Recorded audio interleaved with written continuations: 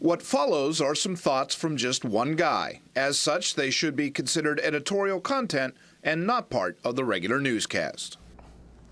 Well, what's under the hat for this week? Well, the following is an open letter that I would like to send to both Democrats and Republicans in Harrisburg.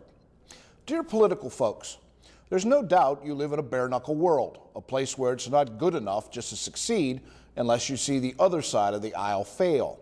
It doesn't matter the subject, the process is still the same. The environment or taxes or health care.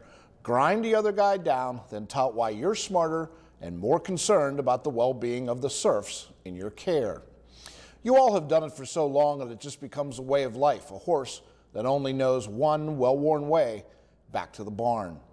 Well, I'd like to suggest a new path that might work for you when the subject should be left out of the daily political fray.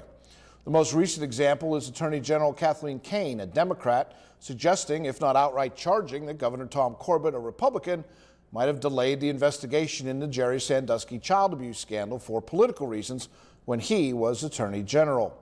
It was a charge in which the report ultimately found no direct evidence, but the fact that the process and the report went public in an election year sure makes it look like politics were a factor on one side in an effort to prove that politics were a factor on the other side. I know that's business as usual in a town like Harrisburg, but folks, this case is not business as usual.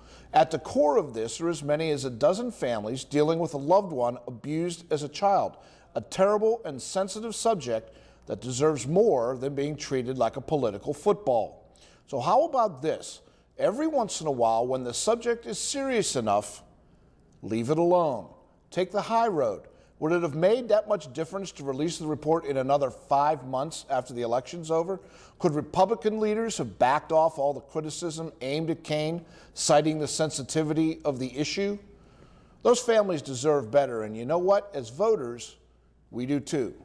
Thanks for listening. Signed, Scott Bremner. If you didn't catch all that and would like to hear it again or comment on what you did hear, go to WSEE.TV/thoughts.